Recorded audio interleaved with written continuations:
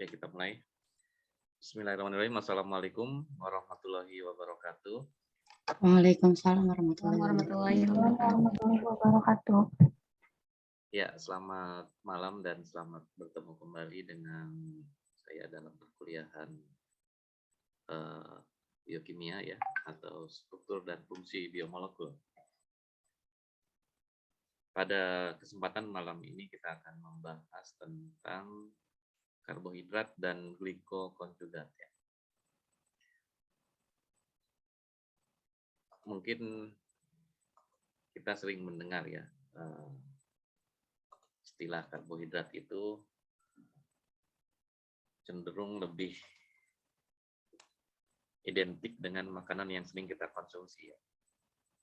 Di mana karbohidrat itu adalah salah satu zat utama yang dibutuhkan sebagai sumber energi ya bagi makhluk hidup termasuk kita manusia ya.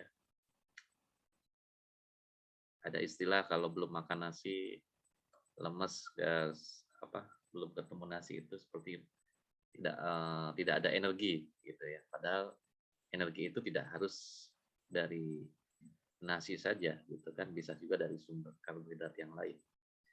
Jadi kenapa kita membahas karbohidrat ini di awal perkuliahan kita ya, yang terkait dengan struktur dan fungsi biomolekul. Karena karbohidrat ini adalah senyawa kedua terbesar ya di alam selain protein. Senyawa terbesar yang ada di alam itu justru karbohidrat ya, baru kedua itu protein. Jadi yang ada di makhluk hidup komposisinya sebagian besar mengandung karbohidrat. Ya. Termasuk ya, mungkin kalau dalam tubuh manusia kan ada yang namanya glikogen ya, cadangan dalam tubuh ya. Kemudian apa sih sebetulnya karbohidrat itu? Jadi dulu orang sering mengistilahkan karbohidrat itu senyawa yang tersusun atas karbon dan hidrat ya. Karbon dan hidrat CH2O. Jadi di situ ada molekul air yang terikat pada senyawa karbon. Tapi sebetulnya dari sisi strukturnya karbohidrat itu tidak seperti yang dibayangkan ya. Ternyata walaupun memiliki rumus molekul CH2ON ya, ternyata dia sangat beragam ya dari sisi strukturnya, sehingga menghasilkan sifat yang berbeda-beda di antara satu jenis karbohidrat dengan karbohidrat yang lain. Contohnya ya, sering kita menemukan karbohidrat yang sering kita konsumsi itu contohnya gula pasir ya, atau sukrosa. Nah, sukrosa itu terdiri dari gabungan dua molekul glukosa dengan fruktosa ya. Dan di situ ada ikatan yang disebut alfa glikosidik ya. Beta glikosidik untuk yang sukrosa ini. Sedangkan kalau kita lihat struktur karbohidrat yang lain seperti amilum, dia memiliki struktur gabungan antara satu molekul glukosa dengan molekul glukosa yang lain membentuk struktur polimer ya, yang lebih dari dua molekul. Dari sini saja sudah terlihat bahwa struktur karbohidrat sudah berbeda. Belum lagi ikatan antar monomer ini ya. Kemudian kita juga melihat sebagian kulit serangga yang umumnya itu keras dan tidak larut air, ternyata dia juga mengandung senyawa karbohidrat. Ya. Dan senyawa karbohidrat ini memiliki struktur yang berbeda dengan amilum atau dengan sukrosa. Di mana di situ ada N-asetilglukosamin sebagai penyusunnya, ya. Ini ada gugus NH-nya, ya, N-asetil COCH3. Nah, lalu kalau kita lihat ternyata karbohidrat itu juga tidak sesederhana yang kita lihat, ya, dari sisi strukturnya tadi, dan dia terdapat dalam berbagai jenis, terutama pada makanan yang kita konsumsi, ya. Di situ ada nasi, ya, gandum, ya, tepung terigu yang dibuat roti, ya. Kemudian apalagi di sini sereal, ya, misalnya. Nah, itu termasuk karbohidrat yang sederhana karena dia mengandung amilum yang memiliki struktur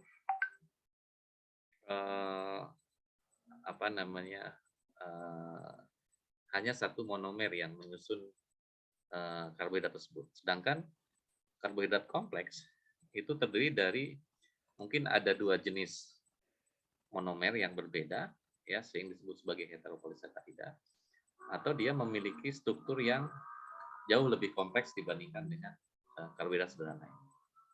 Contohnya misalnya inulin, ya, di dalam umbi, ya. Kemudian selulosa, ya, di dalam sayuran-sayuran hijau. Kemudian apalagi nih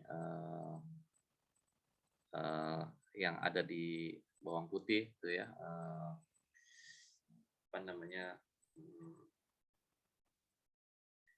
ya, itu termasuk contoh karbohidrat kompleks, ya, yang memiliki struktur lebih beragam dibandingkan dengan karbohidrat sederhana. Nah, dari sinilah nanti kita akan melihat ternyata ada korelasi, ya, antara struktur dan fungsi karbohidrat itu yang menghasilkan jenis-jenis yang beragam tadi. Ya. Nah, sekarang kita sedikit membahas tentang definisi dari karbohidrat sendiri, ya. Jadi tadi saya katakan karbohidrat itu termasuk biomolekul yang the most abundant, ya, paling banyak, ya, terdapat di bumi. Ya, kalau kita hitung kan tumbuh-tumbuhan yang ada di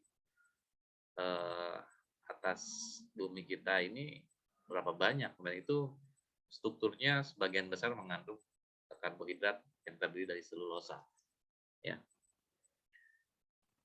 Setiap tahun proses fotosintesis mengkonversi lebih dari 100 juta metrik, ya, 100 juta metrik ton CO2 dan H2O untuk menghasilkan selulosa dan berbagai produk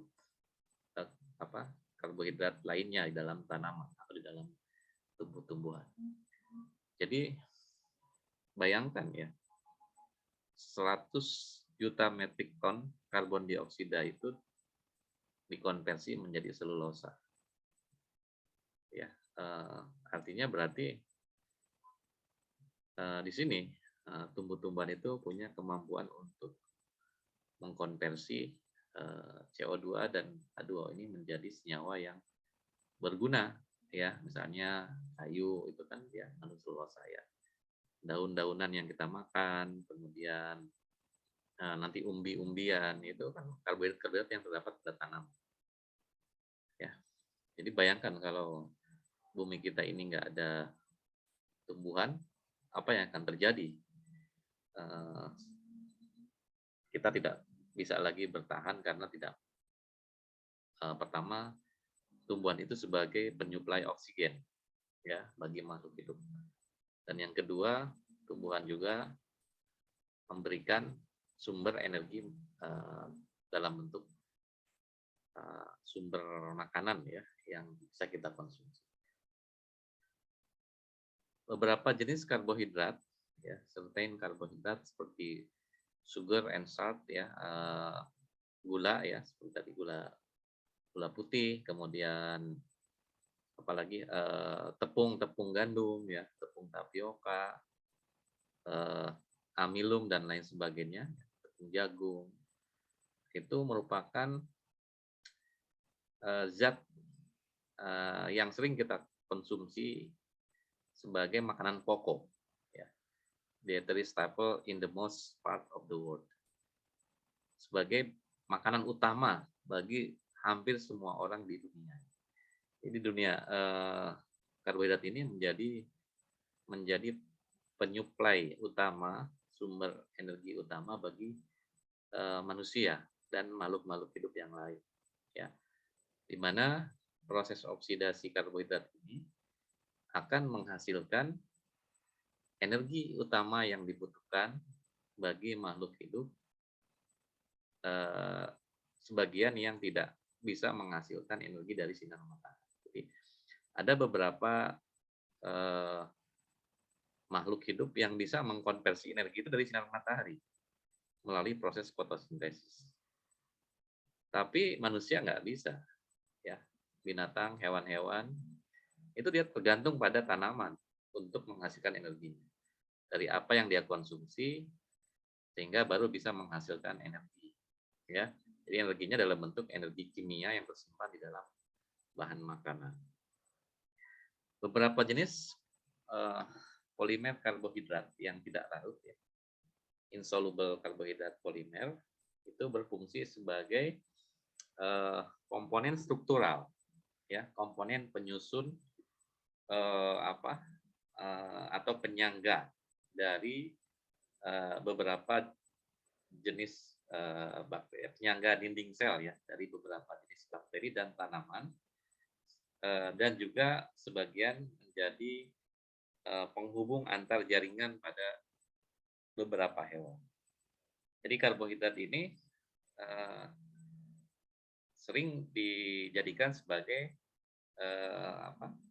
polimer struktural, ya, atau polimer yang menyusun komponen utama sel, yaitu dinding sel, ya, pada sebagian makhluk, ya, seperti bakteri atau tanaman, itu komponen terbesarnya adalah karbohidrat.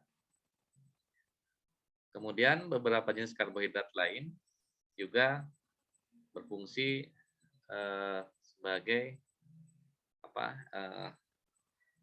zat pelumas, ya, yang ada di antara persendian, ya, persendian yang itu berfungsi untuk mengikat dan mengenali sel-sel yang terdapat di dalam jaringan tubuh kita. Jadi senyawa pengikatnya itu adalah senyawa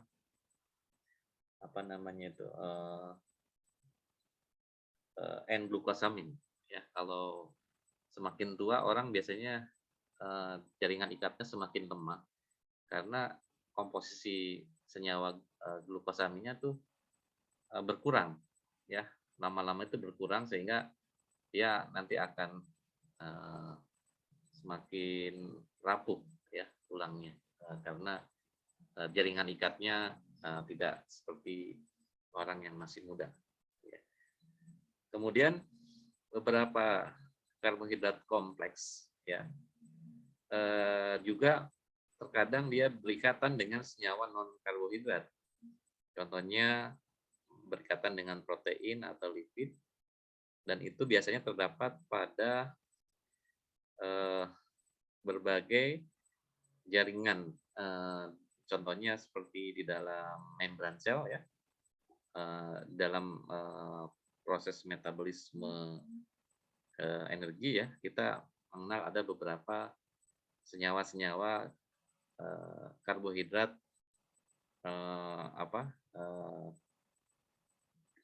glikokonjugat, ya, atau senyawa turunan karbohidrat yang berikatan dengan senyawa non karbohidrat. Contohnya glikoprotein itu yang ada di permukaan sel dan itu biasanya berfungsi sebagai reseptor ya untuk menangkap zat-zat makanan ataupun senyawa-senyawa yang dibutuhkan oleh sel. Nah, itulah gambaran tentang senyawa-senyawa karbohidrat yang ada di alam ya, termasuk dalam tubuh kita. Sebetulnya kalau kita bicara tentang definisi dari karbohidrat itu sendiri ya, jadi karbohidrat itu bukan senyawa karbon yang mengikat air, walaupun rumusnya CH2ON ya. Kalau kita definisikan dari sisi pengertian struktur molekulnya, ya, karbohidrat itu merupakan polihidroksi aldehid atau polihidroksi keton. Nah, kenapa disebut polihidroksi aldehid? Karena di situ banyak mengandung gugus OH yang salah satu ujungnya itu mengandung gugus aldehid. Ya, contohnya misalnya seperti glukosa ya. Glukosa itu kan dia heksosa yang mengandung satu molekul satu gugus aldehid ya di salah satu ujungnya. Kemudian ada juga yang disebut ketosa ya, di mana gugus fungsi dari karbohidrat itu mengandung senyawa keton ya, contohnya seperti fruktosa. Nah, nanti kita akan lihat ya bedanya polihidroksialdehid dengan polihidroksiketon itu di mana. Karena sama-sama mengandung gugus OH yang banyak di situ. Cuma bedanya satu dia mengandung gugus aldehid, satu mengandung gugus keton. Nah, kemudian secara umum karbohidrat itu memiliki rumus empiris CH2ON. Ini berlaku secara umum ya untuk senyawa karbohidrat. Kemudian tadi sudah saya jelaskan, sebagian karbohidrat itu dibentuk dari tumbuhan hijau melalui proses fotosintesis, dan karbohidrat merupakan komponen utama dari makhluk hidup, baik untuk struktur makhluk hidup itu ataupun juga komponen lainnya ya. Dan karbohidrat kompleks dirombak dalam tubuh menjadi glukosa yang nanti akan dijadikan sebagai sumber energi utama ya dalam bentuk protein. Nah, kita bisa lihat di sini ya, ini beberapa contoh senyawa karbohidrat ya. Di sini ada glukosa ya, di sini ada gugus OH yang berikatan dengan senyawa aldehid ya, sehingga disebut aldosa. Kemudian dia berfungsi sebagai zat yang dibutuhkan oleh tubuh untuk menghasilkan energi dalam bentuk aktif.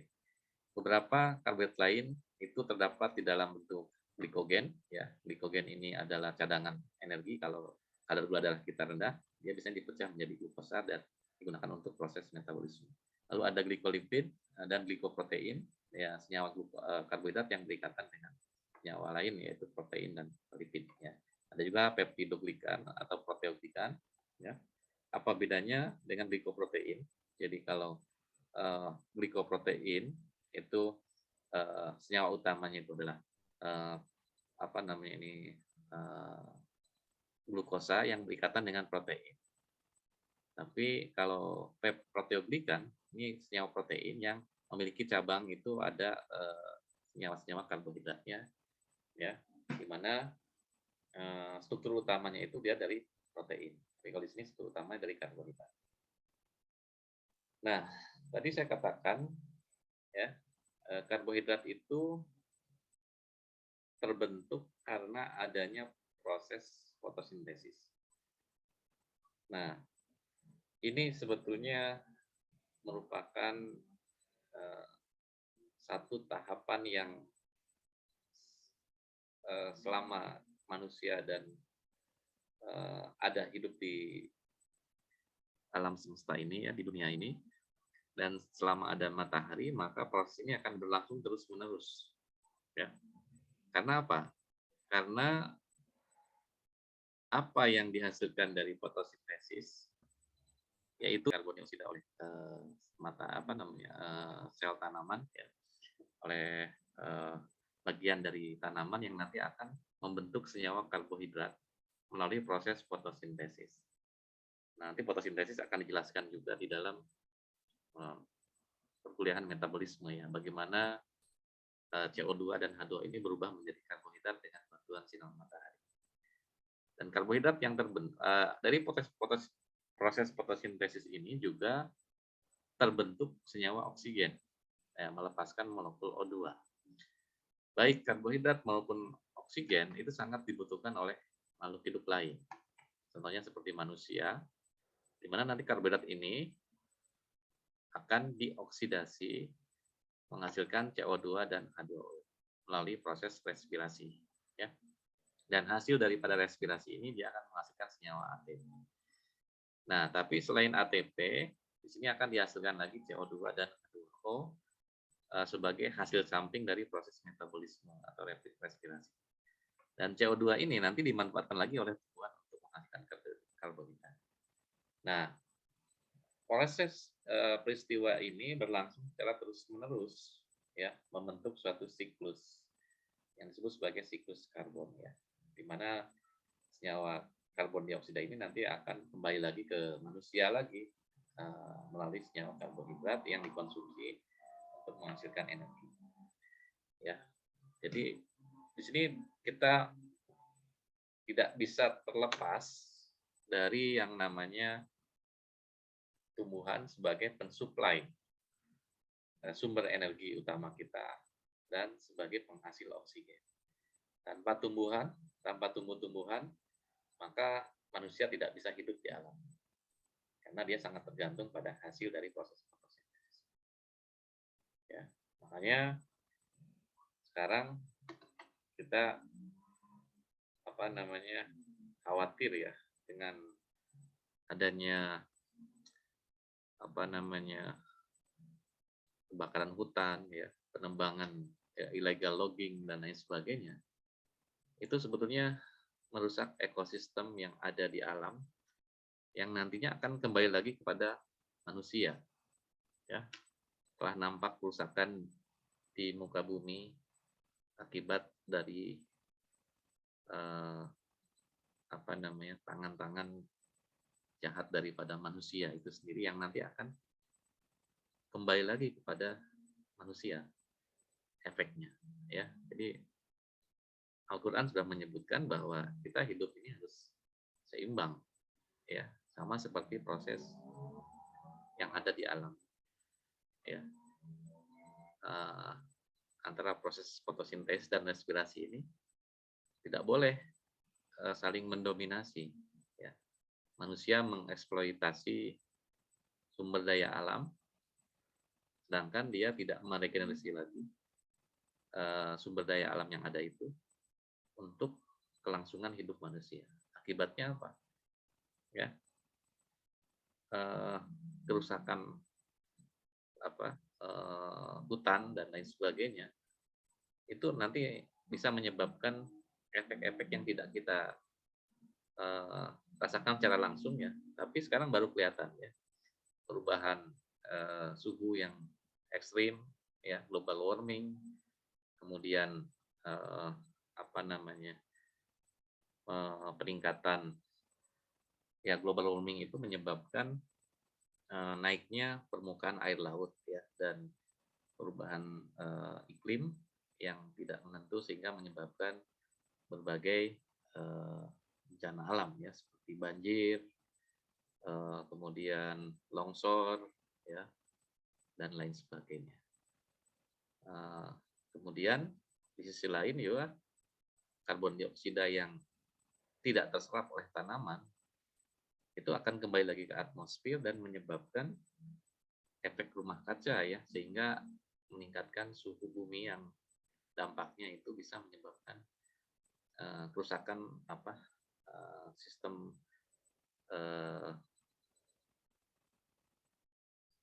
yang ada di alam kita ini, ya. Jadi ya, global warming itu yang nanti akan terjadi akibat adanya akumulasi karbon dioksida yang ada di udara. Nah, itu kembali kepada manusia, ya. Jadi saya pikir, ya, kita harus memahami, ya, bahwa Tuhan itu menciptakan alam itu memang untuk kebutuhan hidup manusia, ya. Tapi manusia tidak boleh serakah dalam mengeksploitasi alam, sehingga itu akan berdampak pada dirinya sendiri. Oke, kemudian kita lanjutkan lagi ya. Di sini ada pengelompokan karbohidrat. Jadi karbohidrat itu kan sangat banyak sekali di alam.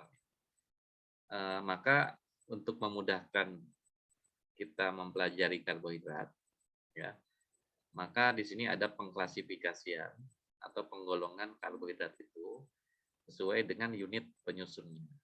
Ya, ada yang disebut monosakarida, itu yang terdiri dari satu unit atau satu residu tunggal, ya, maka disebut monosakarida.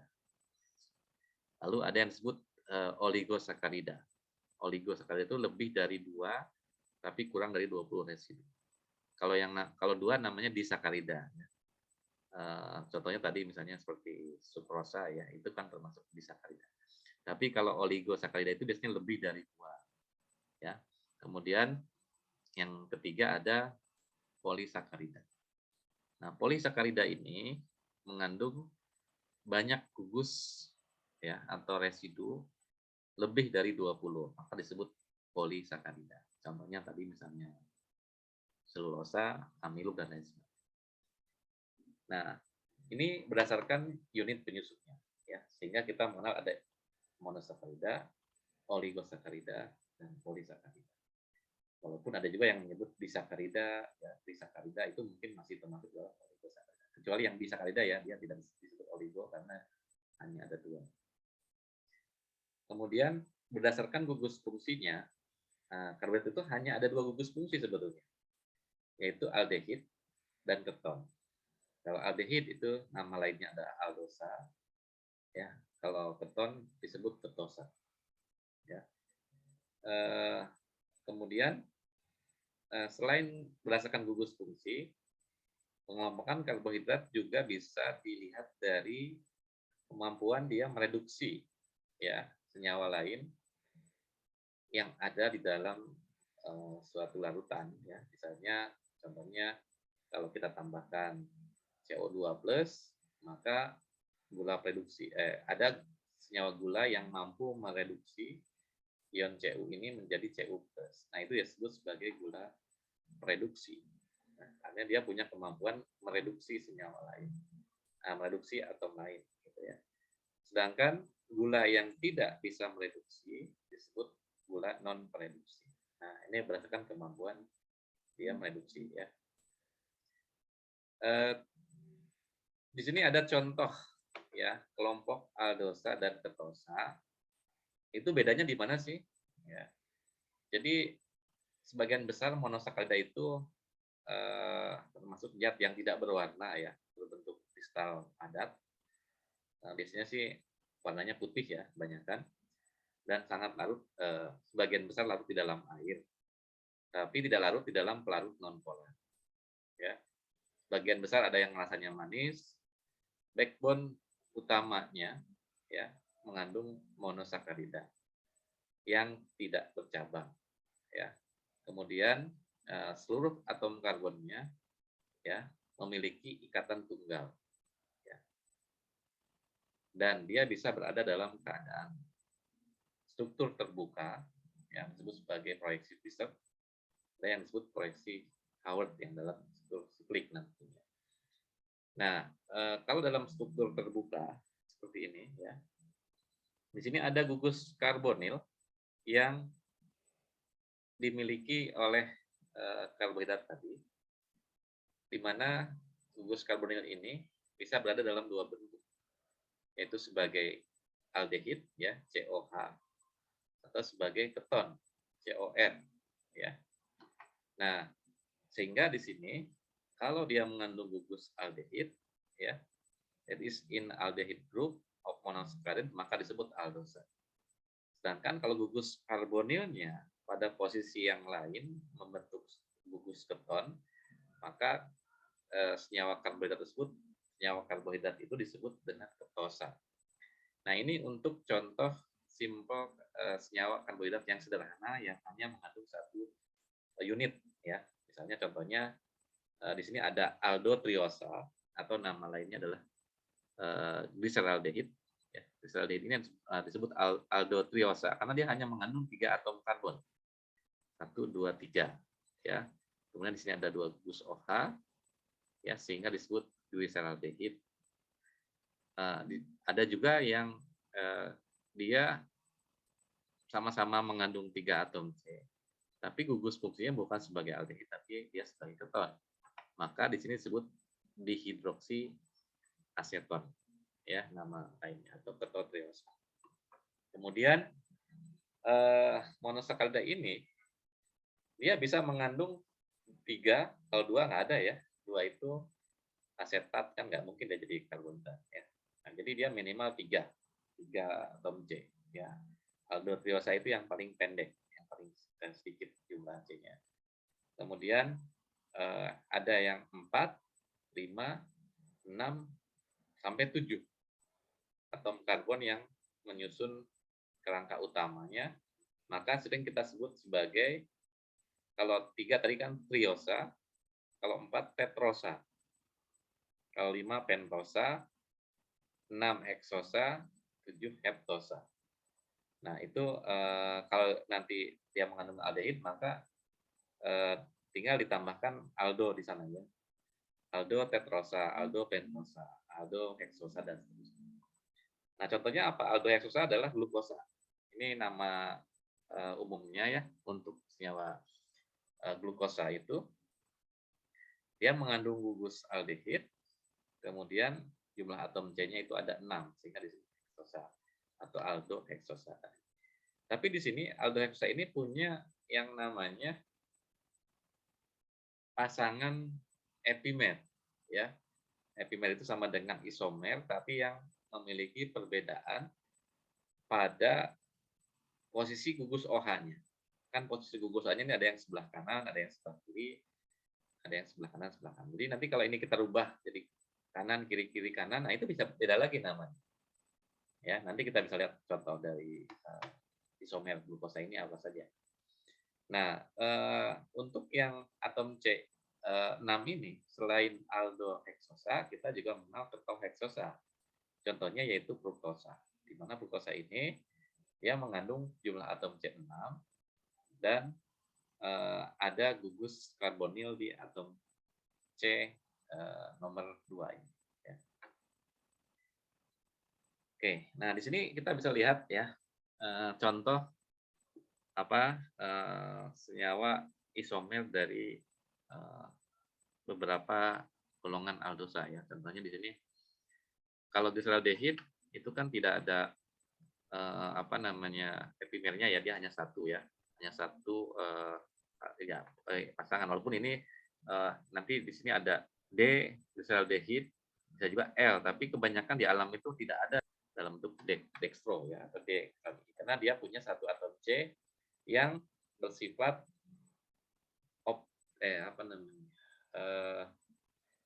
atom C kiral ya. Anda masih ingat di pelajaran kimia organik apa yang dimaksud dengan atom C kiral? Atom C kiral adalah atom yang mengikat 4 gugus atom yang berbeda.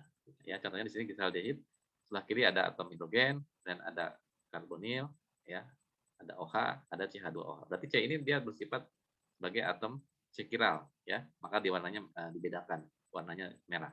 Sedangkan CH2OH ini karena kiri H, kanan H, berarti dia tidak kiral, karena dia mengandung 2 gugus yang sama, yaitu hidrogen. Maka dia tidak disebut atom C kiral. Jadi diuresilaldehid ini memiliki satu atom C kiral sehingga dia bersifat optik aktif, ya, mampu memutar sudut polarisasi cahaya. Nah, kemudian di sini ada yang contoh yang senyawa lain adalah 4 karbon, ya. Ada eritrosa dengan treosa, ya. Apa bedanya eritrosa dengan treosa? Sama-sama mengandung 4 karbon, sama-sama mengandung gugus aldehid. Tapi kita lihat di sini gugus OH-nya. Yang paling dekat dengan gugus aldehid, dia berubah posisinya dari sebelah kanan menjadi sebelah kiri, ya. Maka struktur ini tidak sama secara OH-nya berbeda, ya, dari yang. Jadi karena perbedaan itu, maka kita sering menamakan itu adalah sebagai isomer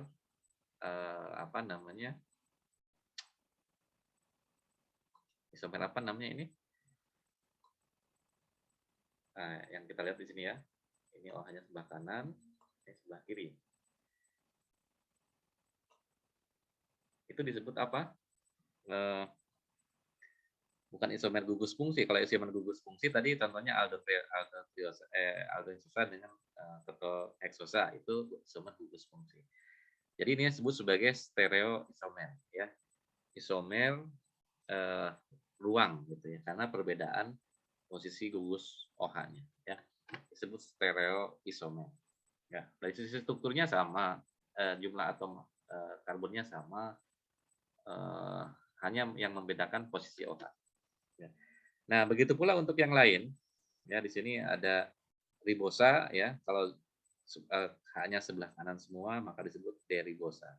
Tapi kalau gugus OH yang pertama paling dekat dengan gugus aldehidnya berpindah dari kanan ke kiri maka disebut arabinosa. Kalau yang kedua yang berpindah disebut silosa. Kalau yang atas dan yang tengah berpindah maka disebut silosa. Ada lagi nggak yang kalau sebelah kiri semua? Nggak ada ya. Jadi cuma ada 4 di sini ya.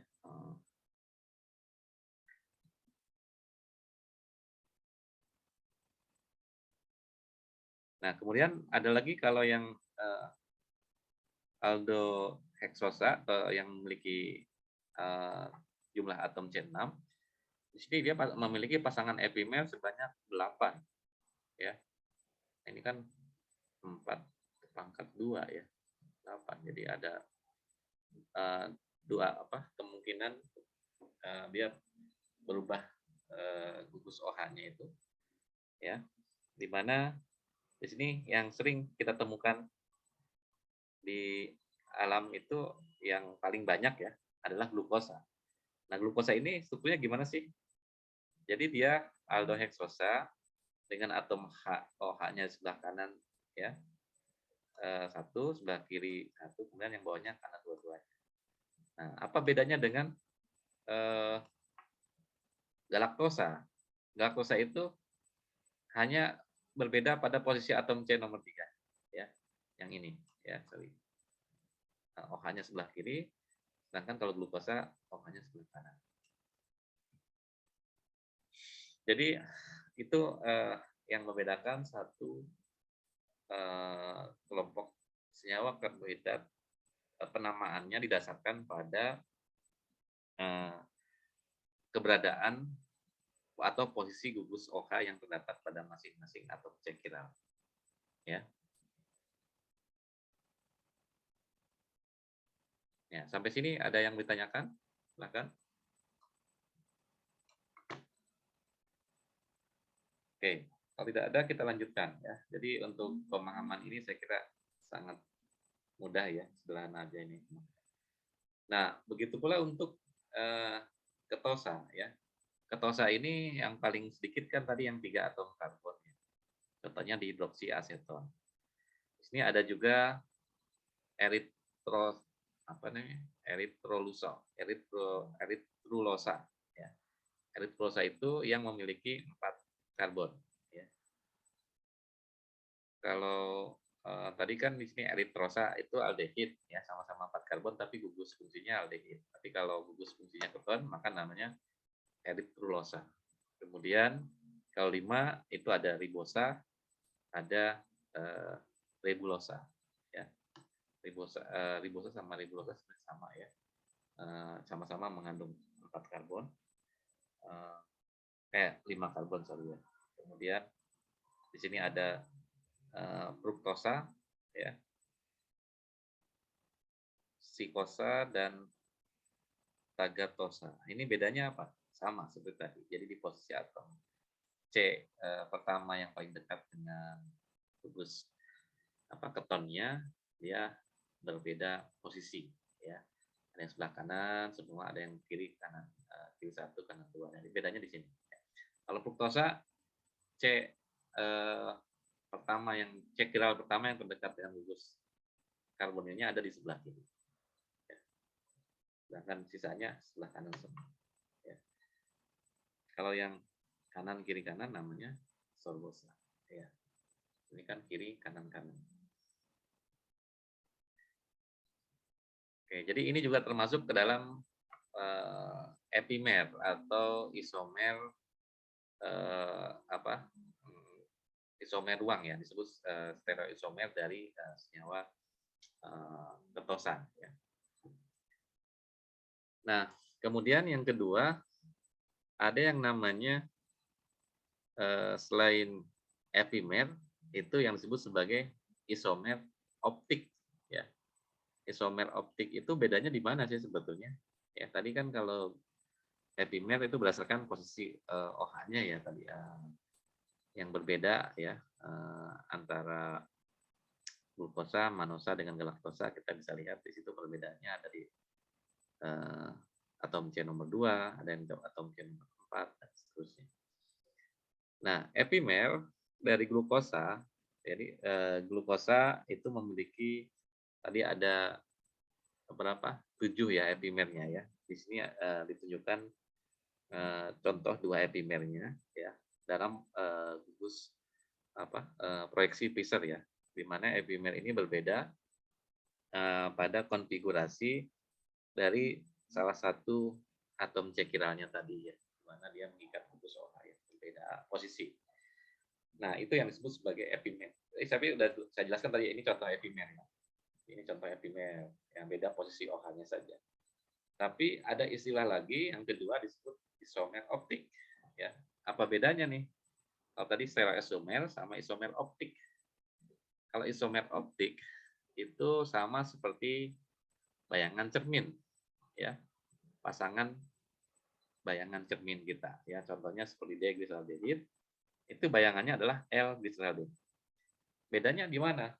Ya tadi kalau di depan cermin, maka ini merupakan bayangan cermin daripada struktur ini, yaitu D-glyceraldehid, isomer optiknya adalah L-glyceraldehid, di mana posisi OH-nya ini ada di sebelah kirinya. Gitu.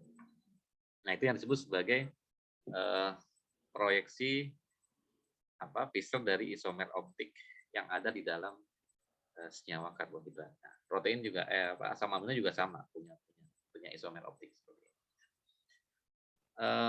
Senyawa-senyawa biomolekul di alam itu monomernya umumnya dia mengandung banyak isomer optik ya, karena dia mengandung minimal satu atom C chiral ya. Jadi kalau ada satu atom C chiral ya, ini kan C chiral nih ya, dia mengikat gugus OH, mengikat gugus karbonil, mengikat gugus hidrogen, dan mengikat gugus CH2. Jadi semuanya berbeda gugusnya, sehingga di sini C-nya bersifat optis aktif dan dia nanti bisa memutar sudut polarisasi cahaya ya. Sehingga nama daripada isomer ini disebut isomer optik. Nah, kemudian berikutnya bagaimana sih struktur monosakarida ini bisa membentuk struktur siklik ya, atau cincin, bentuk cincin atau disebut sebagai proyeksi Howard ya, Howard projection. Tadi kan ini Fischer projection ya. Kalau proyeksi Fischer itu dia membentuk struktur terbuka. Di sini tidak ada ikatan yang menghubungkan antara satu atom dalam satu molekul dengan atom yang lain. Ya, ini makanya dia disebut struktur terbuka karena tidak ada interaksi. Nah, tapi kenyataannya di alam itu struktur proyeksi Fischer itu bisa saja berubah. Dia tidak kaku seperti ini karena kan strukturnya itu kan sebenarnya dia bisa berputar ya, ikatan tunggal ini. Sehingga nanti ketika ya gugus OH-nya ini, jadi dia kalau dalam keadaan terbuka ini sebetulnya kalau kita lihat perhitungkan konfigurasi glukosa ini atau monosakarida ini di alam ya, itu hanya 0,1% yang dia dalam keadaan terbuka. Makanya orang sering menggambarkan glukosa itu bukan sebagai struktur yang terbuka seperti ini, tapi dia membentuk formasi hemiasetal atau membentuk cincin piranosa, ya. Bedanya cincin piran sama puran bedanya apa ya? Kalau cincin puran itu dia biasanya membentuk cincin segi 5, ya. Tapi kalau piran dia membentuk cincin segi 6. Nah, glukosa ini bisa nggak ketemu sama OH yang di posisi 5? Atau ketemu dengan OH yang di posisi keempat, ya, 1, 2, 3, 4 misalnya. CO-nya, OH-nya itu ketemu dengan C1. Nah, kalau ketemu dengan C5, yang posisi COH yang kelima ini, maka ikatan antara aldehid dengan OH ini akan terlepas, ya, membentuk molekul air di sini, ya. Jadi nanti O-nya, tidak membentuk molekul air, sebetulnya dia pindah, ya. Jadi gugus OH-nya itu berpindah, ya. Ini kalau mau gambar pakai yang mana sih? Hilang. Bentar, saya pilih dulu ininya.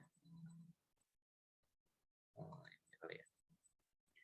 Nah, ini kan C nomor 5, ya, ketemu dengan COH nomor 1. Ya, ini. C pertama yang ada gugus. Kalau C nomor 1 kan ada gugus aldehidnya. Ketemu sama COH yang kelima ini. Jadi di sini ketemu sama ini. Nah, tarik sini, ya.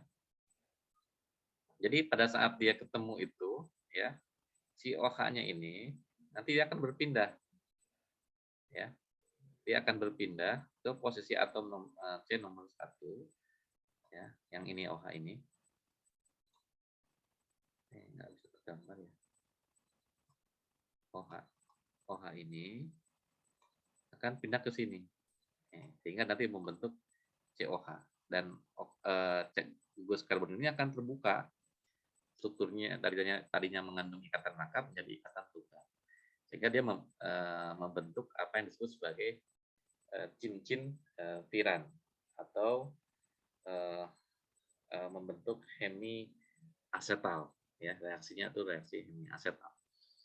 Nah, tapi dia juga sebenarnya bisa juga ketemu dengan COH yang keempat ini, ya, atau C4 yang ini, ya, COH yang keempat ini ketemu dengan CO. Nah, OH-nya nanti lepas pindah ke sini, tapi pembentukan cincin puran untuk hemiasetal ini relatif tidak stabil, ya, sehingga secara natural konformasi glukopuranosa ini sangat sedikit sekali, kurang dari 1%, sama seperti keadaan terbuka tadi. Jadi dia lebih menyukai struktur yang membentuk cincin segi 6 ini, yang disebut sebagai glukopiranosa. Ya, 99% struktur glukosa itu berada dalam bentuk cincin segi 6 yang tertutup, yang disebut sebagai D-glukopiranosa. Nah, inilah struktur glukosa yang sering digambarkan secara umum. Dia membentuk struktur yang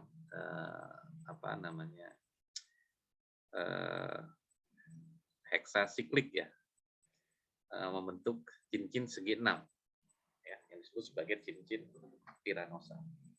Kalau kita gambarkan proyeknya seperti ini, ya, segi 6 ini. Ada yang bentuknya seperti kursi, ya, ada yang bentuknya seperti perahu, atau ya, ini tergantung dari posisi CH2OH-nya ini, ya. Nah, itulah gambaran kenapa struktur polisakarida struktur monosakarida glukosa itu sering digambarkan membentuk struktur cincin segi 6, karena dia memang di alam lebih cenderung membentuk konformasi seperti ini. Nah, kemudian berikutnya, bagaimana untuk pembentukan ini piranosa dan versus puranosa, ya. Tadi kalau senyawanya aldehid, ya, kan reaksi hemiasetal ini kalau gugus aldehid ketemu dengan alkohol, ya, COH ketemu sama ROH, maka dia akan menghasilkan COHOR. Nah, ini yang disebut sebagai hemiasetal. ya. Nah, tadi ada ketemu gugus OH sama ketemu dengan gugus aldehid, maka dia membentuk hemiasetal. Nah, kalau senyawanya keton ketemu dengan alkohol, maka yang terbentuk bukan hemiasetal tapi hemiketal. Ya, ini hemiketal. Sebetulnya bedanya di mana di sini? Bedanya di sini ya. Kalau tadi dia ada gugus CHOH, di sini jadi COH R ya, yang ada di bawah ini yang disebut sebagai senyawa hemiketal. Ya. Nah, glukosa terdapat dalam larutan itu sebagai hemiasetal, ya, di mana gugus hidroksil yang terdapat pada atom C5 bereaksi dengan gugus aldehid pada atom C1. Tadi sudah dijelasin ya di sebelumnya ini, C5 ketemu sama C1. Sehingga dia membentuk struktur karbon asimetrik yang menghasilkan dua stereoisomer. Nah, dua stereoisomer yang berikutnya ini yang disebut sebagai anomer. Tadi ada epimer, ada isomer optik, ada anomer. Apa bedanya? Nah, kalau anomer, ini contohnya seperti glukosa tadi kan dia cincin terbuka, proyeksi Fischer membentuk cincin tertutup karena adanya reaksi hemiasetal ini sehingga dia terbentuk cincin piran. Nah, cincin piran yang terbentuk karena di sini ada gugus OH, dia akan pindah ke gugus karbon ini. Maka gugus OH ini bisa berada di bagian bawah, ya seperti yang ada di sebelah kiri ini. Bisa juga ada di bagian atas, ya. Ini gugus OH-nya di bawah.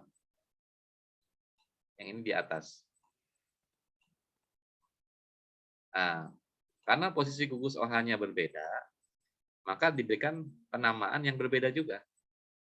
Kesepakatannya, kalau gugus OH-nya itu di bawah, maka disebut alpha D glukopiranosa.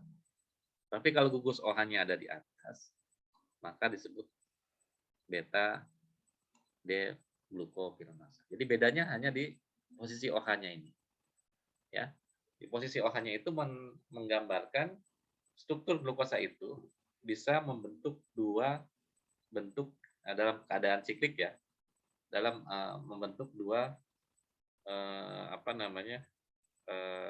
anomer tadi, yaitu alpha D glukosa dan beta D glukosa.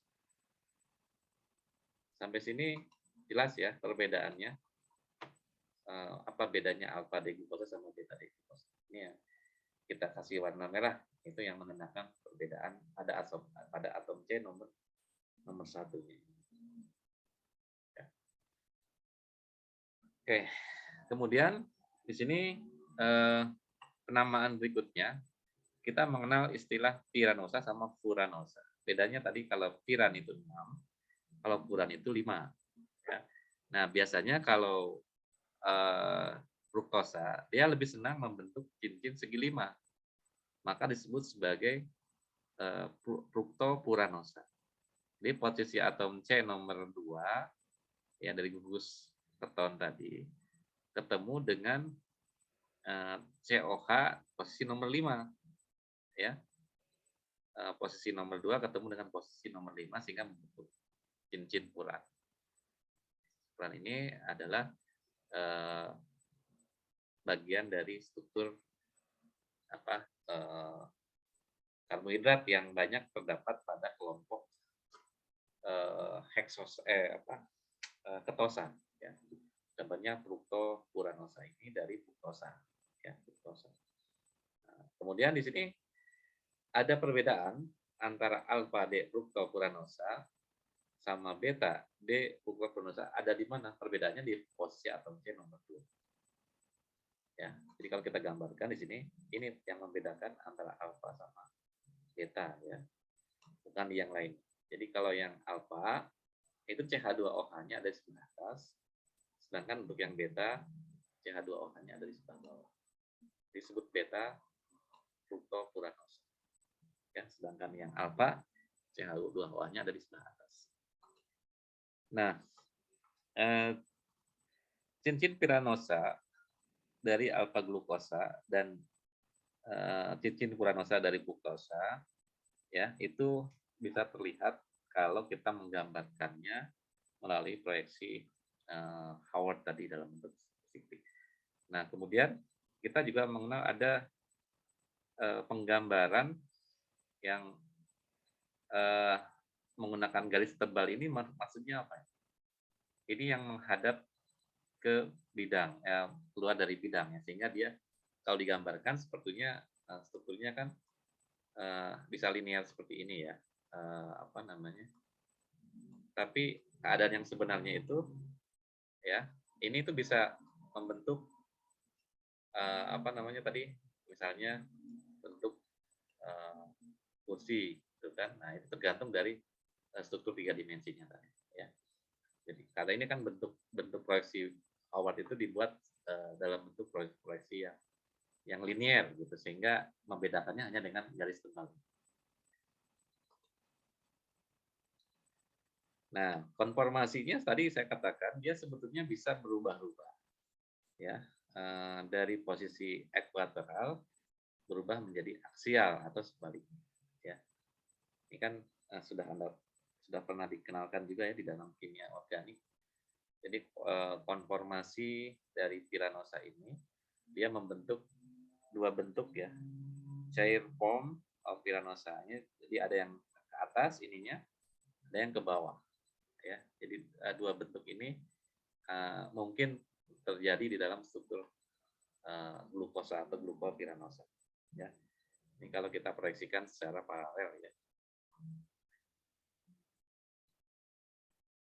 Nah, kemudian karbohidrat itu juga memiliki kemampuan memutar sudut rotasi cahaya karena dia mengalami apa yang disebut sebagai mutar rotasi. Mutar rotasi itu apa sih? Mutar rotasi itu adalah perubahan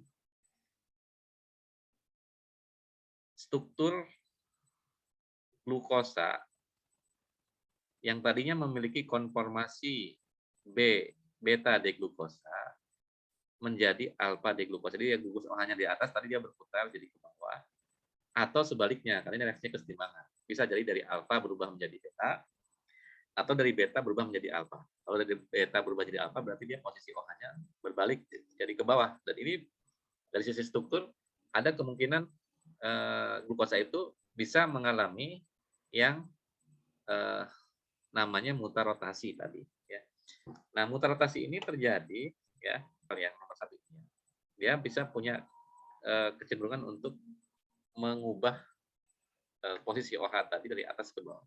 Nah, pengubahan sudut rotasi posisi OH dari struktur beta deglukosa menjadi alfa deglukosa. Ini bisa kita amati dengan polarimetri ya. Mutar rotasinya ini bisa kita amati dengan polarimetri. Contohnya seperti ini. Ya. Kalau pertama kita tempatkan ya dalam polarimetri itu ada air, maka sudut cahaya ini tidak akan diputar ya. Jadi dia akan tegak lurus ya. Ketika kita ganti dengan larutan gula ya, sugar. Nah, si arah cahaya tadi itu akan diputar oleh larutan tadi sehingga yang tadinya terang jadi gelap gitu kan. Nah, perputaran sudut ini ya dari posisi awal ke posisi kedua itu terjadi karena adanya mutar rotasi. Nah, kemampuan mengubah sudut polarisasinya dalam satuan rotasi optik ya. Rotasi optik atau nilai alfa ini ya.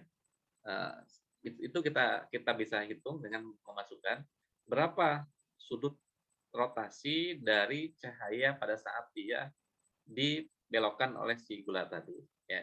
Sebesar ini kan nilainya. Misalnya dari sudut awal ke kedua itu ada sekitar 30 derajat Celcius. Kan ini 30 derajat sudut cahayanya itu 30 derajat misalnya. Optical length dalam satuan desimeter dikali konsentrasi gulanya. Maka kita akan dapatkan nilai rotasi optik untuk glukosa ya pada suhu 25 derajat Celcius. Ternyata dia punya nilai sekitar 52 derajat ya, ini perputarannya tadi pada saat ini. Nah, perubahan dari posisi alfa ke posisi beta, tadi kan beta 19. Kemudian alfa 112 misalnya, ini posisi awalnya.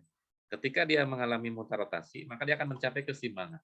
Nah, keseimbangan ini terjadi di mana konsentrasi beta deglukosanya itu 62% dan konsentrasi alfa glukosanya 38%.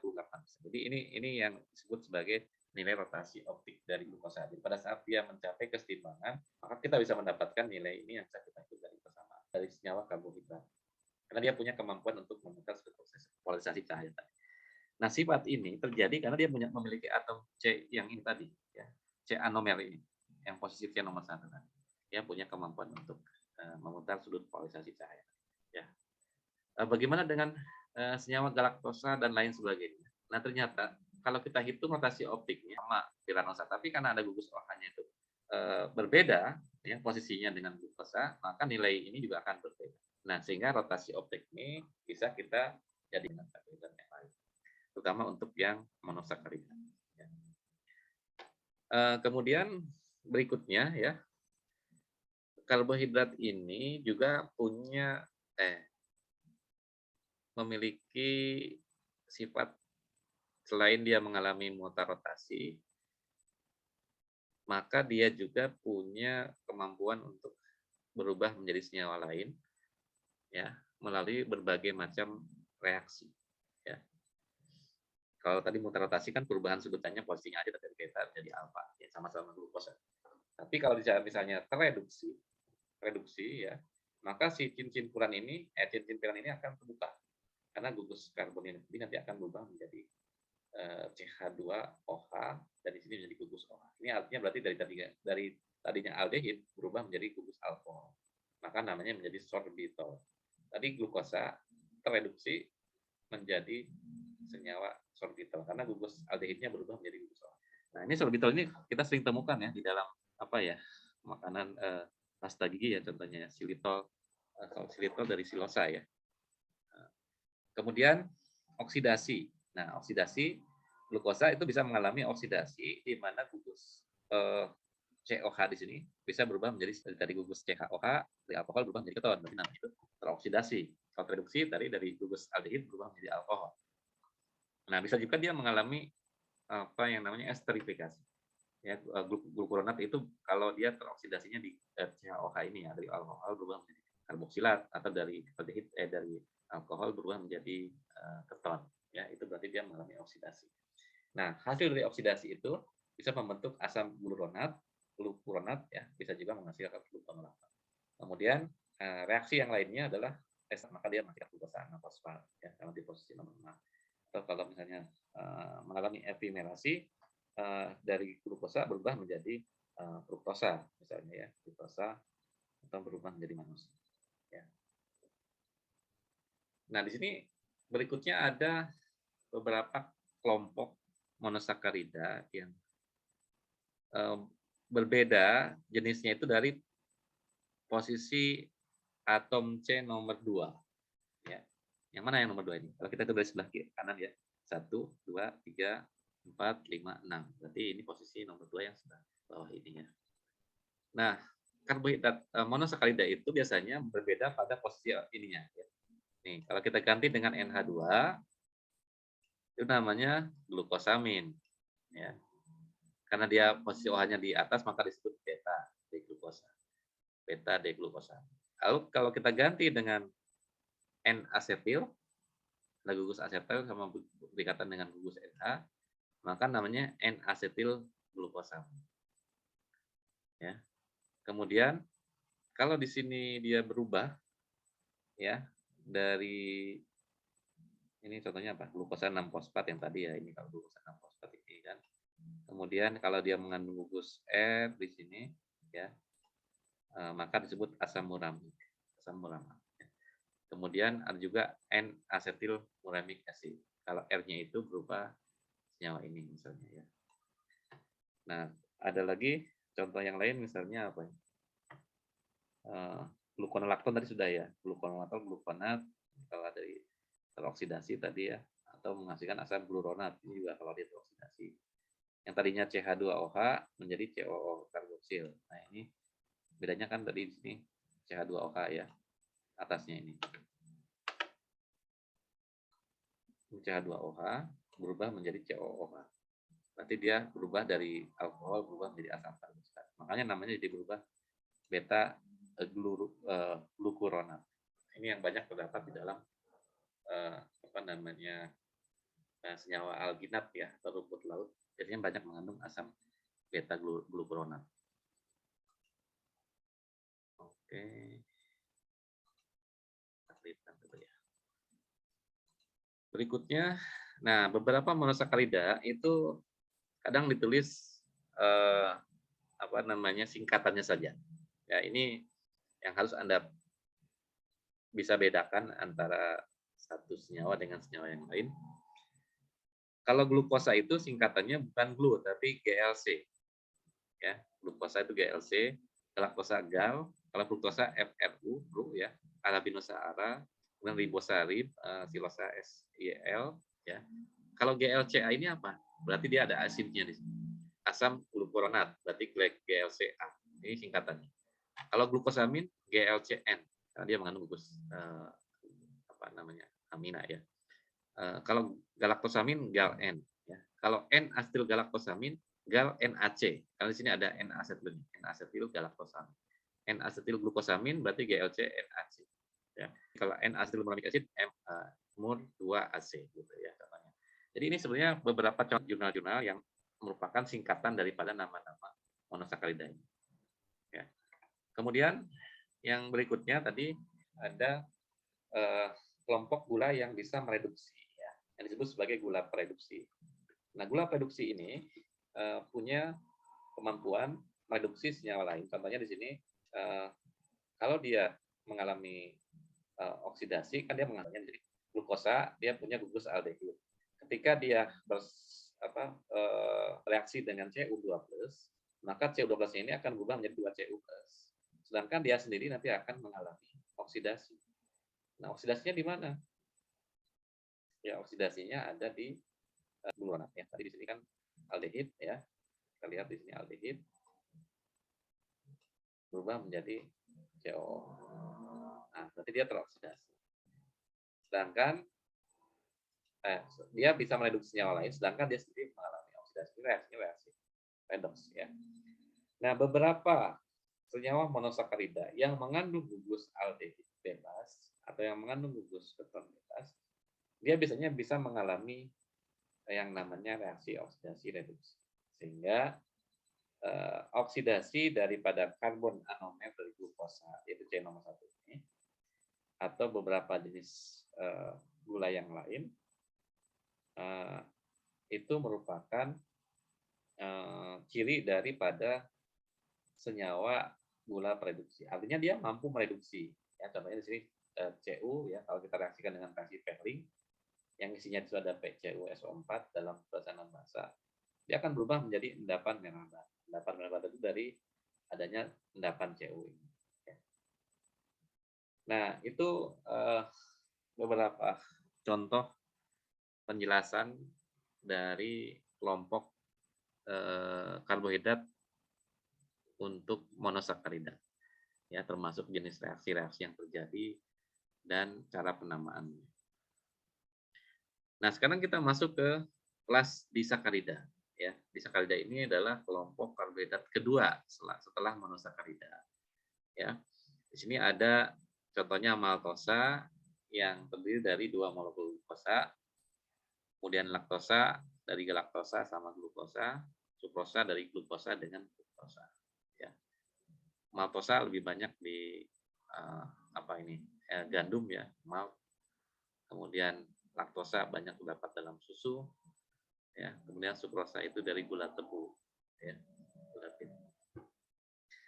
Nah, di sini kalau disakarida ya, kita hidrolisis, dia akan menghasilkan unit-unit monosakarida bebas. Ya, tadi ada kalau maltosa terdiri dari glukosa dengan glukosa, laktosa glukosa dengan galaktosa, sukrosa glukosa dengan fruktosa. Nah, pembentukan disakarida itu biasanya terjadi antara C anomer, ya, karbon anomerik dari glukosa, itu kan dia bisa teroksidasi. Kemudian di sini laktosa dan maltosa adalah disakarida yang terdiri dari glukosa berikatan dengan glukosa untuk yang maltosa pada posisi atom C nomor 1 dengan atom C nomor 4. Nah, oleh karena itu, maka penamaannya di sini nama ilmiahnya nama apa? IUPAC-nya ya. Maltosa itu sama dengan alfa. Alfanya dari mana? Dari posisi glukosa nomor 1. Karena gugus OH-nya ada di bawah, maka disebut alfa. Ini apa? Ya, alfa D-glukopiranosil 1 dari posisi atom C nomor 1 ketemu dengan atom C nomor 4. Ya, sehingga disebut alfa D-glukopiranosil 1,4 glukopiranosa. Ya. Jadi dia akan berikatan seperti ini, ya. Ini kenapa disebut alfa? Karena OH-nya ada di bawah.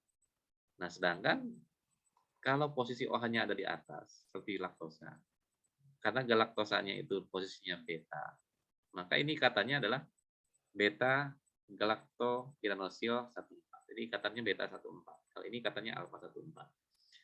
Dan berikutnya untuk sukrosa, ini kan OH-nya ada di bawah, ya. Glukosanya ada OH-nya ada di bawah, maka disebut alfa D-glukopiranosil. Ikatannya antara posisi atom C nomor berapa? 1 dengan atom C nomor 2. Nah, ini CH2OH, kemudian ini CHOH, CHOH dan seterusnya. Ini 1, 2, 3, 4, 5, 6. Ya, jadi di sini ada posisi atom C nomor 1 dan posisi atom C nomor 2. Maka sukrosa itu ikatannya adalah alfa D-glukopiranosil 1 ketemu dengan C nomor 2 pada posisi beta. Nah, itu cara penamaannya ya, sehingga nanti Anda harus membedakan ya, mana yang disebut sebagai alfa 1,4 glikosidik atau beta 1,4 atau alfa 1,2 dan seterusnya. Itu bedanya dari ikatan yang terbentuk di antara monomer tersebut ya. Nah, pada saat pembentukan ikatan glikosidik, contohnya maltosa ini, ya, ini kan glukosa 1 ketemu dengan glukosa yang lain, sehingga di sini gugus OH-nya ketemu dengan gugus lain, dia akan terhidrolisis, akan terkondensasi dengan melepaskan satu molekul air, yaitu H2O, sehingga dia terbentuklah ikatan alfa 1,4 ini, ya, alfa 1,4 ini. Nah, ini yang disebut sebagai reaksi pembentukan ikatan glikosidik. Kenapa disebut ikatan glikosidik? Ya, karena ikatan ini terbentuk dari 2 monosakarida yang terbentuk dari 2 gugus OH pada posisi atom C1 dengan atom C nomor 4. Maka disebut alfa D-glukopiranosil 1,4 D-glukopiranosil. Jadi ini katanya ada ikatan alfa 1. Itulah sistem penamaan dalam disakarida ya. Walaupun nama yang sederhananya ya maltosa. Maltosa itu kan tidak terlihat jenis ikatannya seperti apa. Nah, kalau kita mau lihat ikatannya, ya kita harus lihat di sini posisi atom C-nya yang mana yang berikatan dengan tetangganya itu. Nah, itu cara penamaan ya. Karena kalian suka bingung ya ngebedain alfa 1,4 sama beta 1,4 itu bedanya di mana. Nah, kemudian yang berikutnya di sini ada kelas polisakarida. Ya. Yang pertama yang terdapat di dalam amilum. Ya. Amilum itu terdiri dari molekul-molekul glukosa yang terikat melalui ikatan 1,4 alfa glikosidik. Ya.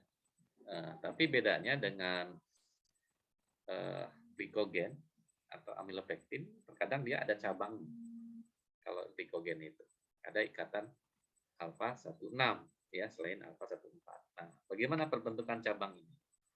Jadi contohnya tadi dalam struktur pati kita mengenal struktur amilosa Amilosa ini adalah struktur yang ikatannya hanya ada satu jenis ikatan, yaitu alfa 14. Ya, ini amilosa. Jadi rantai lurus dia.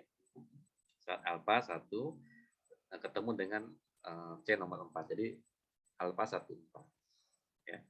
Nah, sedangkan kalau dalam struktur glikogen atau amilopektin, selain ikatan 14 tadi, maka gugus OH pada atom C nomor 6 bisa juga ketemu lagi dengan gugus OH pada atom C nomor 1, sehingga dia membentuk percabangan yang disebut sebagai ikatan alfa 16 glikosidin. Jadi 16 itu dari mana? Dari posisi nomor 1 ketemu dengan posisi atom C. Nah, ini yang harus Anda ingat ya, dalam penamaan ini kadang-kadang kita sering menemukan untuk bisa membedakan alfa 14 sama alfa 16 itu ya ikatannya karena dia terbentuk dari 2 atom C, nomor 1 dengan nomor 4 dan 1 dengan nomor 5. Nah, alfa 16 itu bisa kita temukan dalam struktur amilopektin ya. Seperti ini. Jadi ada titik percabangan. Begitu pula dalam glikogen tadi ya. Glikogen ini juga ada titik percabangan.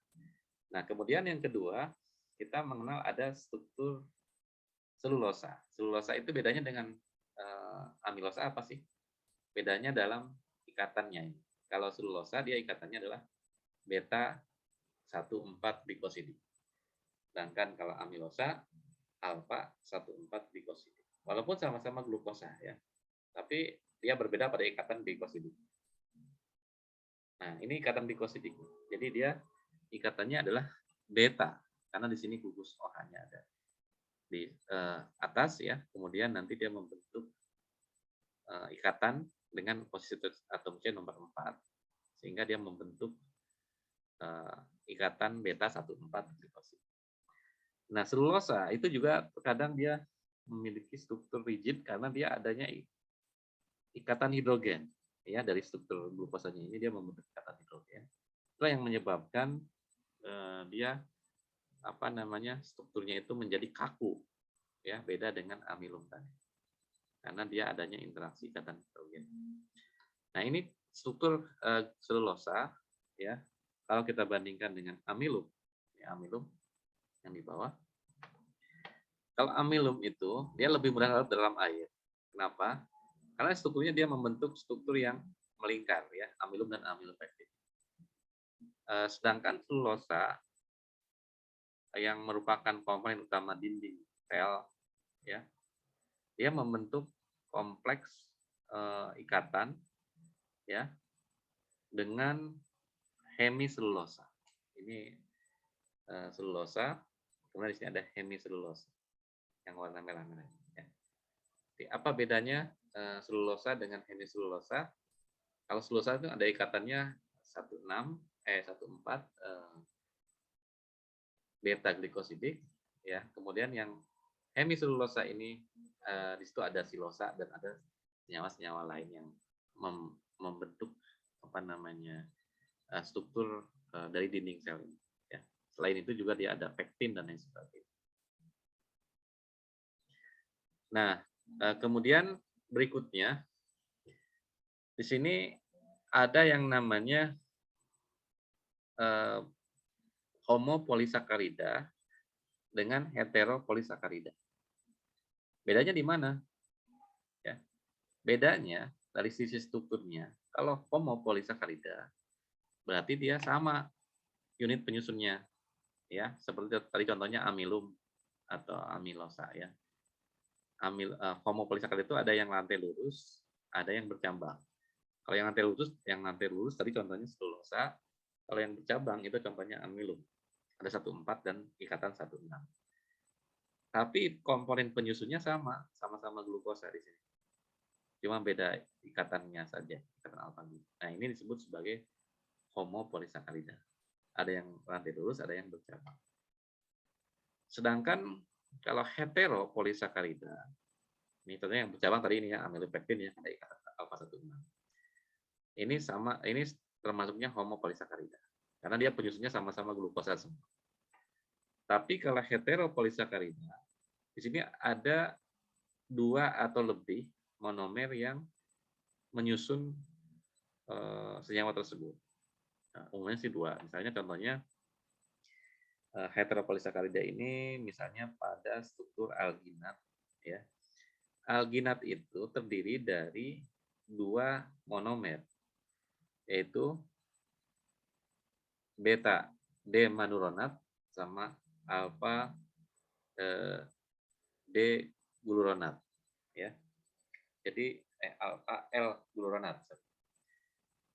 Di sini berarti dia membentuk ikatan GC.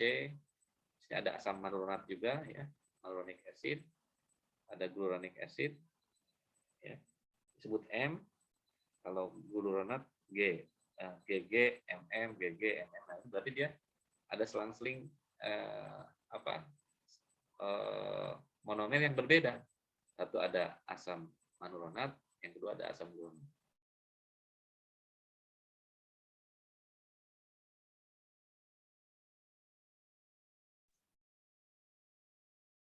Apakah slide-nya kelihatan muncul lagi nggak? Belum terlihat, Pak. Tiba-tiba keluar ya. Sekarang bagaimana? Sudah, Pak. Sudah ya? Sudah terlihat belum? Sudah, Pak. Oke. Sampai sini ada pertanyaan mengenai homopolisakarida dan heteropolisakarida, bisa dibedakan? Bisa tahu cara membedakannya? Tahu cara membedakan antara homopolisakarida dengan heteropolisakarida? Bedanya unit penyusunnya, kalau homo itu sama, kalau hetero itu berbeda. Contohnya tadi kalau amilum kan terdiri dari glukosa dan glukosa, walaupun ada titik percabangan, tapi monomernya sama-sama glukosa. Tapi kalau heteropolisakarida itu ada dua unit penyusun yang berbeda. Contohnya asam manuronat dengan asam gluronat. Ya, ini berbeda strukturnya. Nah, di alam itu banyak senyawa-senyawa heteropolisakarida, tidak hanya seperti alginat ini, mungkin ada senyawa-senyawa lain. Nah, ini beberapa contoh polisakarida yang ada di alam dengan ikatan percabangan, ya. Misalnya dextran, ya. Dextran ini atau murein, ya. Murein ini monomernya apa? Ini Anda bisa baca nggak? Yang paling kolom yang kedua, yang paling atas. D, GLC, NAC ini berarti monomernya apa? Tadi kan sudah contohkan ya cara penamaannya, singkatannya. GLC itu dari glukosa, NAC itu dari N-asetil glukosamin. Berarti di situ monomernya adalah N-asetil glukosamin. Ikatannya apa? Ikatannya beta 14. Nah, itu biasanya terdapat di dinding sel bakteri, ya. Kemudian dextran. Dextran itu monomernya apa? Glukosa. Ada monomer keduanya enggak? Enggak ada. Berarti kalau begitu ini termasuknya ke dalam homopolisakarida, ya. Dextran ini, walaupun ikatannya 16 dengan 13, ya. Nah, kalau N asetil glukosamin sama N-asetil asam uramat, ini berarti kan beda nih. Monomer satu dengan monomer keduanya beda, namanya juga beda. Ini termasuk kelas apa ini? Homo atau hetero? Karena ada dua monomer yang beda, maka disebut hetero. Kalau agarosa bagaimana?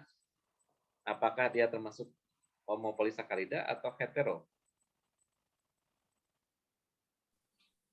Homo bukan, Pak. Cuma perbedaan dari D sama L-nya. Ya, itu di situ ada dua monomer berbeda, ya.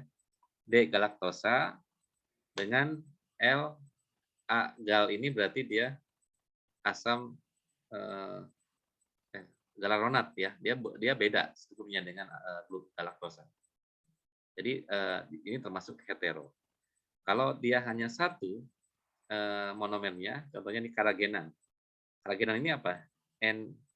D gal ini berarti dari galaktosa, ya. Tapi ikatannya ada dua macam.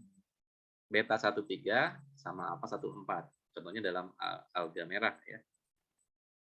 Fungsinya ini sebagai water binding karbohidrat, karbohidrat yang untuk berikatan dengan senyawa lainnya. Dia biasanya sebagai apa namanya pembentuk ini ya.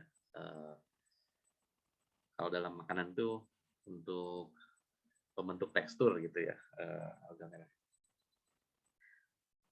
Kemudian selulosa. Selulosa ini apa monomernya? DGLC ini berarti D-glukosa ya. Ikatannya beta 14. Dia termasuk dalam homopolisakarida. Ini contohnya dalam dinding sel tanaman ya. SC itu substrat karbohidrat. RC reserve karbohidrat. Ada lagi contoh yang lain. Selulosa, siloglukan, arabinan, amilopektin. Amilopektin tadi kan glukosa juga ya. Ikatannya 14 sama 14. Nah, ini ada lagi inulin. Monomernya apa inulin? Monomernya adalah fruktosa. Dia fruktosa. Dia termasuk homopolisakarida, ikatannya beta 21. Ya. Kemudian kitin pada tanaman pada binatang ada di biasanya kulit udang ya, rajungan itu dia mengandung banyak kitin ya karbohidratnya. Itu N-asetil glukosamin dengan ikatan beta 14. Ini pada crab, insek ya, pada serangga, kepiting ya, dan yang kulitnya keras itu ya biasanya dia mengandung kitin. Kalau glikogen itu pada manusia ya, otot, sel hati, asam hyaluronat itu pada jaringan ikat ya. Ya juga heteropolisakarida. Nah, ini beberapa contoh senyawa karbohidrat yang ada di alam yang bentuknya homopolisakarida dan heteropolisakarida dengan jenis ikatan yang berbeda-beda. Ya. Kemudian yang berikutnya ada yang disebut sebagai glikokonjugat. Apa itu glikokonjugat?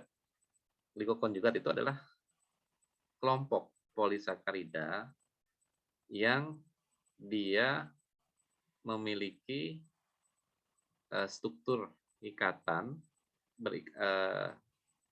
bergabung dengan senyawa non-karbohidrat. Ya. In the most case, informational carbohydrate is covalently joined. Jadi dia berikatan secara kovalen dengan protein atau senyawa lipid untuk membentuk glikokonjugat. Ya. Senyawa turunan karbohidrat lah yang memiliki aktivitas sebagai molekul aktif. Contohnya seperti apa ini? FGF di dalam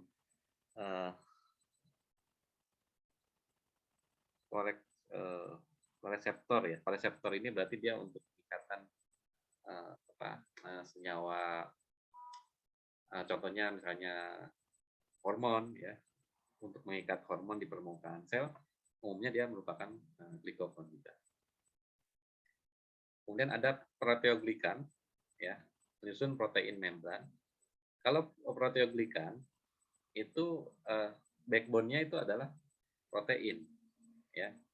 Cuman dia mengandung karbohidrat di sini sebagai rantai sampingnya.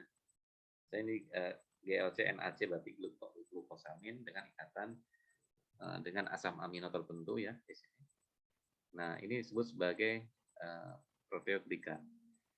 Nah, cabangnya itu bisa macam-macam. Bisa ada N-asetilglukosamin, galaktosamin, fukosa, dan seterusnya. Ya. Ini contoh kelompok proteoglikan yang mengandung lebih dari satu monomer. Berarti dia glikokonjugat, heteroglukokonjugat. Karena banyak ini monomernya. Jenisnya berbeda-beda. Nah, ini contohnya ada di dalam permukaan sel ya, yang dia banyak di bagian luar sel itu dia banyak mengandung senyawa-senyawa protein membran ya, yang terdiri dari proteoglikan ini. Nah, ini contoh strukturnya seperti ini ya. Jadi dia ada disakaridanya, ada protein, ada proteinnya ya sebagai backbone.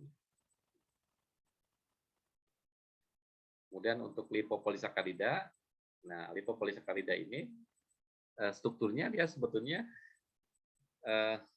ada karbohidrat, tapi di situ karbohidrat itu berikatan dengan senyawa lemak ya atau lipid. Nah, ini contohnya misalnya pada gugus C nomor 3 ada gugus apa nih asam lemak ya. Kemudian C nomor 2 di sini juga ada N-asetil glukosamin yang berikatan dengan asam. Ini yang rantai-rantai karbonnya ini adalah dari liponya, dari lipidnya. Sehingga karbohidratnya ini dia punya kekhasan ya. Biasanya ada di permukaan membran ya. Lipopolisakarida are dominant surface feature in the outer membrane. Jadi dia merupakan bagian terluar ya dari komponen membran sel pada bakteri gram negatif. Ya. Selain tadi mengandung proteoglikan, membran sel juga kadang mengandung lipopolisakarida. Jadi lipopolisakarida ini adalah kelompok karbohidrat yang berikatan dengan lipid, maka disebut lipopolisakarida. Ya, biasanya dia komponennya juga sama, terdapat di permukaan sel, komponen membran, terutama pada sel bakteri. Kemudian untuk analisis kualitatif, saya kira ini tidak perlu dijelaskan ya, di dalam praktik nanti ada. Nah, terakhir ya, saya minta silakan Anda cari artikel tentang struktur fungsi sintesis dan analisis senyawa karbohidrat selain yang telah dijelaskan tadi dan aplikasinya dalam kehidupan sehari-hari. Contohnya tadi misalnya kitin kan nggak terlalu banyak dijelaskan, maltodextrin, POS dan GOS, ya, frukto oligosakarida. Anda tahu ada di mana itu? Dalam susu bayi kan ada POS dan GOS ya. Ada gluko oligosakarida. Kemudian silitol. Nah, silitol itu karbohidrat juga dia, terdapat di beberapa jenis tanaman tuh mengandung silitol ya, yang bentuknya seperti mentol gitu ya, rasanya dingin ya. Nah, itu juga kelompok karbohidrat. Jadi silakan Anda cari ya contoh-contoh karbohidrat yang ada di alam tapi yang tidak ada di dalam slide yang saya jelaskan tadi. Misalnya seperti contohnya santan gam ya, itu juga banyak digunakan di dalam bidang pangan ya untuk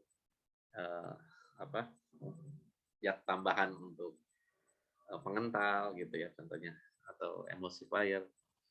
Maltodextrin juga itu banyak terdapat di dalam produk pangan ya, POS dan GOS juga dalam produk susu bayi ya, atau inulin misalnya ya contohnya.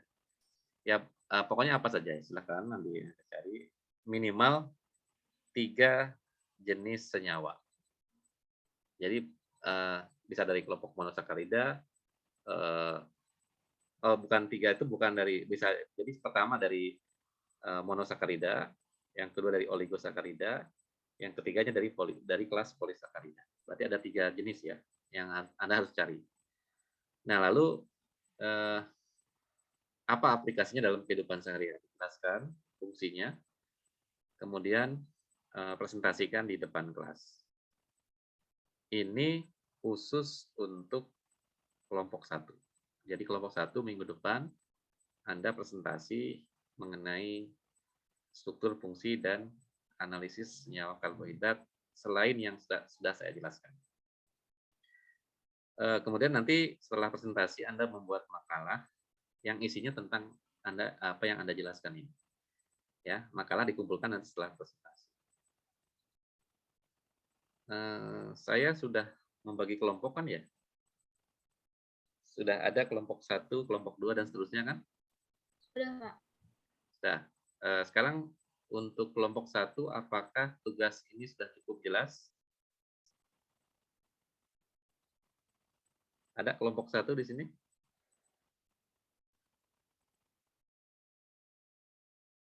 Ada yang mau ditanyakan? Kalau tidak jawab, berarti dianggap Sudah jelas? Atau ada yang mau ditanyakan? Silakan.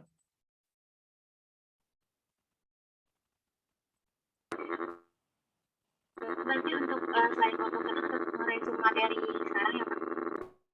Untuk tugas individu tetap membuat resume.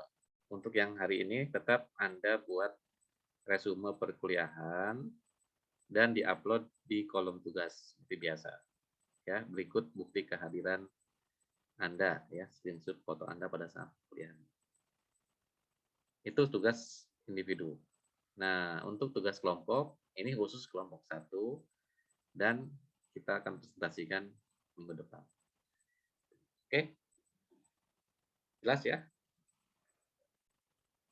Baik, ada lagi yang menanyakan? Nah, untuk format penyusunan makalah sudah saya jelaskan ya. Tapi ada sedikit perbedaan mungkin ya. Jadi nanti selain cover, isi materinya berkaitan dengan struktur, sifat fisikokimia, fungsi dan kegunaan, sintesis dan cara memperolehnya, dan cara menganalisisnya seperti apa. Kesimpulan ini bagian yang perlu dieksplorasi lebih jauh ya. Dan kesimpulan daftar pustaka ya, silakan nanti dibuat seperti ini. Oke, saya kira cukup untuk pertemuan hari ini, juga sudah terlalu malam ya, sudah hampir jam 10. Terima kasih atas perhatiannya. Sampai ketemu lagi minggu depan. Assalamualaikum warahmatullahi wabarakatuh. Waalaikumsalam warahmatullahi wabarakatuh. Terima kasih Bapak. Terima kasih banyak. Ya, jangan lupa ya, bukti kehadirannya di upload sama resume. Oke, saya tutup ya.